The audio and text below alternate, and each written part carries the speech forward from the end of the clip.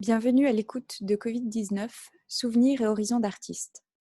Ce podcast est dédié au regard d'auteurs photographes sur les effets de la crise sanitaire dans leurs projets et dans leurs pratiques photographiques. Découvrez un témoignage singulier chaque mardi de l'année 2020 sur le site internet de Stimultania et sur sa page Facebook. Aujourd'hui, nous commençons la série avec Mélanie Wenger.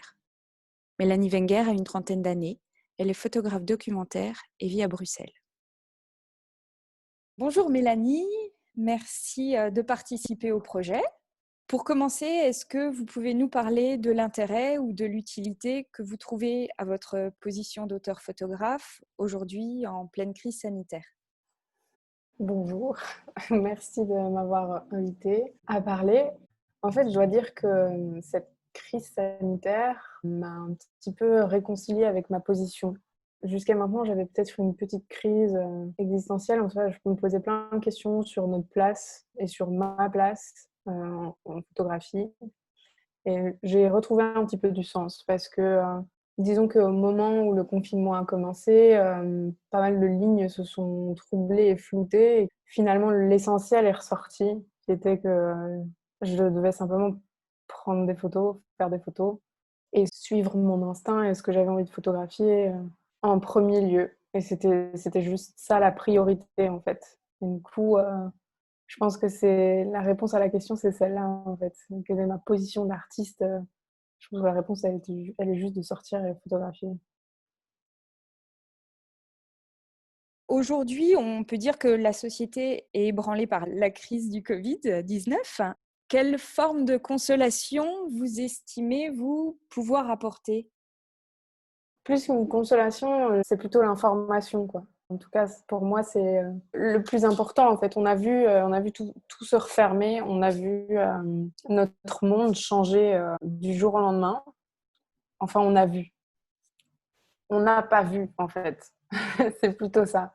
Le monde s'est refermé la vision s'est cantonnée au nombre de mètres carrés de notre propre appartement et peut-être même jusqu'au supermarché avec un peu de chance. Et donc, on a rien vu et le monde a changé.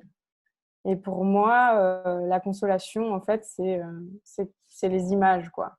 La consolation, c'est de pouvoir voir au-delà quand on ne peut plus voir au-delà. Autant pour moi, en tant que photographe, c'était de sortir et de pouvoir montrer cela et le voir, bien sûr, mais surtout le montrer. Autant, je pense, c'est aussi pour cette raison que j'essaie de le montrer. Et ça a été facile de pouvoir aller le voir et le montrer?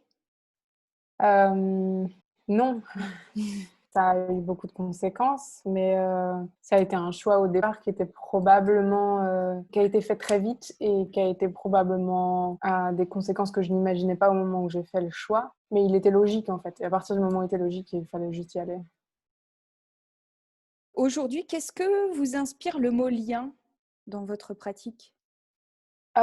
C'est marrant que vous parliez de lien juste maintenant parce que c'est vraiment à ça que je pensais, en fait, au moment où vous posez la question. Parce que, c'était un petit peu ça que je cherchais en sortant, quoi. Parce que, ben, évidemment, comme tout le monde, du jour au lendemain, toutes les choses autour j'ai perdu le lien aussi, quoi.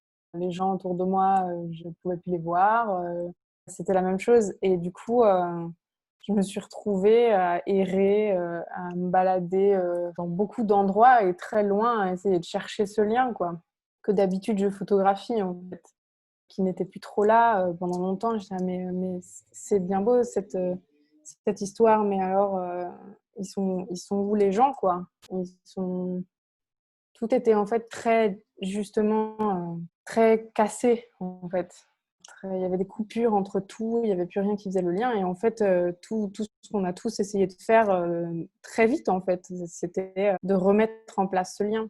Du coup, pour moi, l'image, c'était une petite manière de remettre en place ce lien entre, chaque homme et femme, et enfant qui est dans sa maison et le monde extérieur qui continue à être là, quoi, qui a juste changé, quoi.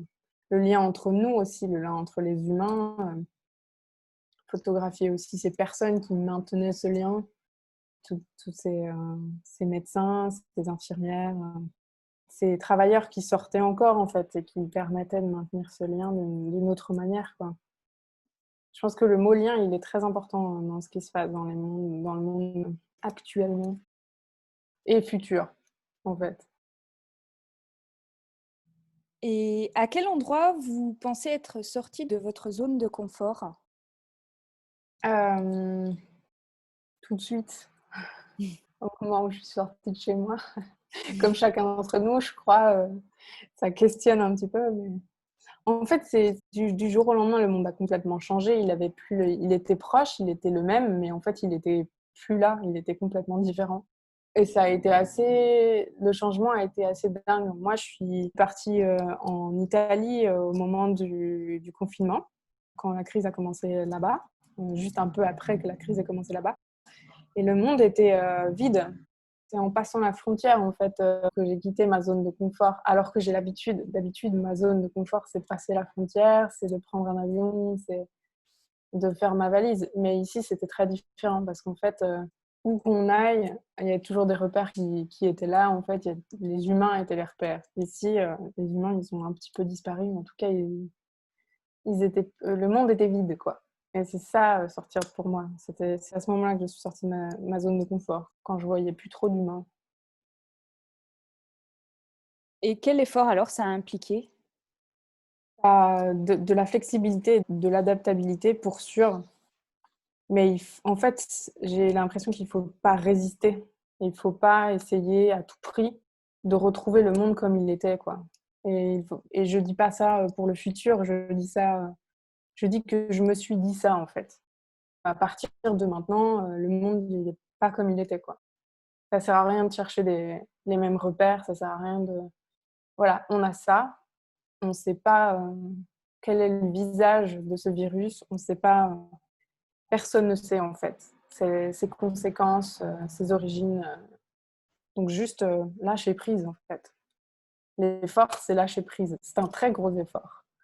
On fait toujours un petit peu, d'une manière ou d'une autre, bien sûr, pour essayer de produire des choses. C'est aussi une forme de lâcher prise, mais celui-là, c'est un vrai lâcher prise. Et puis voilà, c'est voyons à quoi tout ça va ressembler, quoi. Vous en avez un peu parlé, mais comment, pendant le confinement, vous avez poursuivi votre pratique photographique?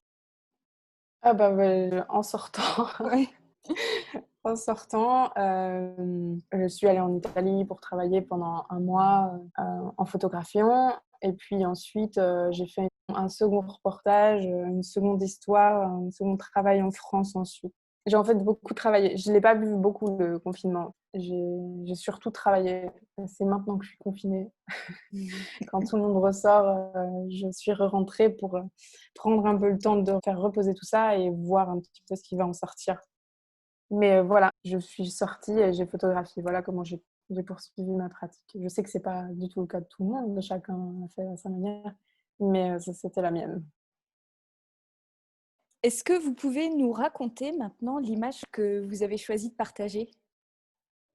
Oui, alors j'ai choisi de partager une image que j'ai faite en Italie en suivant les ambulanciers volontaires en passe à Piacenza.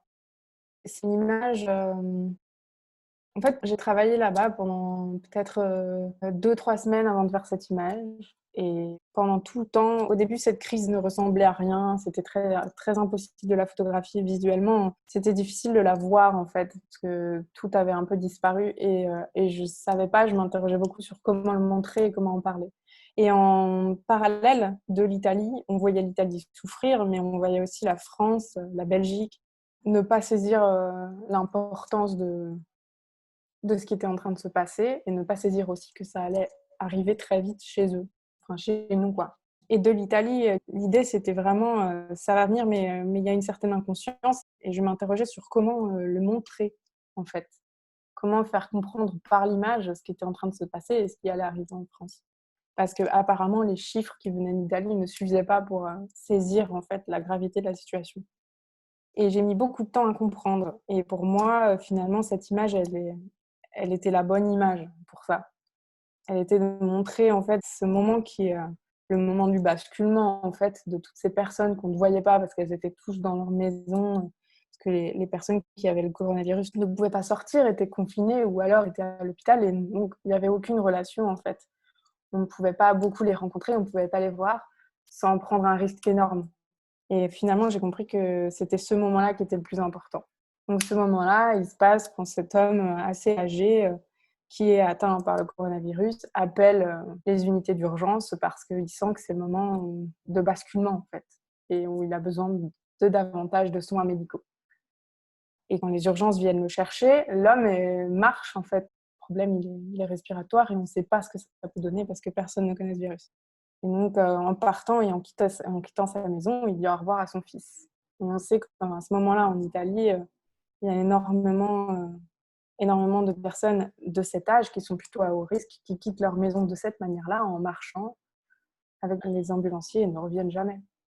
On a, à ce moment-là, je crois, plus de 800 morts par jour en Italie et 70% de ces morts sont en Lombardie, là où on est, quoi.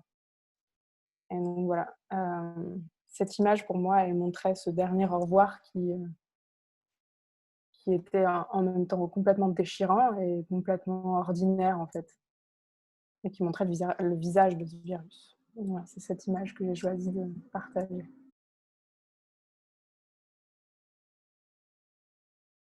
Merci. Et pour conclure l'entretien et faire le lien avec le prochain, je vais vous demander donc quelles questions vous auriez voulu que je vous pose. Et c'est du coup l'artiste de la semaine prochaine qui y répondra. Euh, c'est la question la plus difficile. Moi, j'aimerais bien entendre la prochaine personne me raconter comment imaginez-vous la vie après le confinement. Ok. Et ça parle de photographie comme ça parle de vie, hein. D'habitude, tout est un peu mêlé, mais parce que ça va être très compliqué dans les mois qui viennent, je pense, pour les artistes et pour la photographie. Merci beaucoup, Mélanie, d'avoir partagé votre expérience et vos ressentis. Avec plaisir. À mardi prochain pour un nouveau témoignage et pour écouter la réponse à votre question.